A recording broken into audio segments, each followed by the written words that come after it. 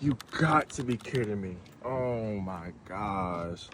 I was downtown in Atlanta and a friend had invited me out. And the crazy thing about it is like right now I'm just like focused, just trying to stay in, just trying to do my thing. But something told me just go out, just have a good little time. You deserve it, right? So I was like, okay, cool. So I go ahead and get dressed. And, look, I was a little hesitant on going out, but, I ended up still like, all right, cool. Let me go ahead and do it. I don't know if anybody knows about Rum Punch Brunch, right? That's over there at the Believe Hall. I hope I'm saying the Abernathy. Basically downtown Atlanta. I went, and the thing about it is this time I was like, I've been to this place so many times that it's just like, you know what? I'm only going to just be here for a little bit. I don't see the point of paying $20 for parking.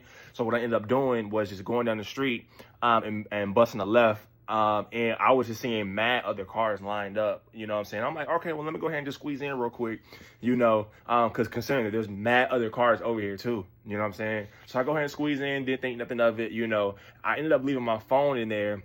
I have the iPhone, what is this, the iPhone, like the latest one, Pro Max, right? I can't keep up now. I ended up leaving it in the car, right? But like I said, I don't like have valuables. Like, I don't carry that stuff with me, So I ended up just leaving my phone in my car because I was like, there's no point in me having two phones with me, and I'm only going to be here for a little bit. So I go into the event, I meet with my boy, we end up turning up, having a blast, woo. I'm like, you know what? I'm glad I came out. I'm glad I had a good time.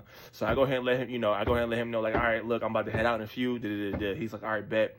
And so after some time passed, I ended up eventually just heading out because it's about that time. I had to get ready for work in the morning, because like I said, I was only in there for literally 2 hours. And I leave the event and I'm walking back to my car. And as I'm walking back to the car, again, there's mad cars still there. So it's not like everybody left, right? There's mad cars there, and there's like at least like 15, 18 people kind of, on the block just hanging out, whatever the case may be.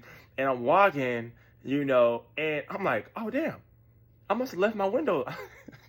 I'm like, oh, damn, I must have left my windows down.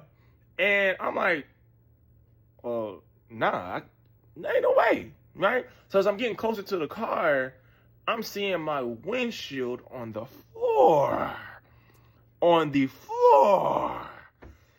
And, at first I was a little devastated, but at the same time, I'm like, it is what it is. Like, it happens to the best of us. And at first I'm looking around, everybody looking at me, and I'm like, damn, this is, I'm not saying embarrassing, but slick. All right. So I'm like, you know what? I'm kind of through of the day, so let me just go ahead and just leave, right? So I was going to go ahead and just call the police and file a police report and all that, the whole nine, but I was just so overstimulated over the night that I ended up just leaving and just driving home. Just know it was a chilly ride home.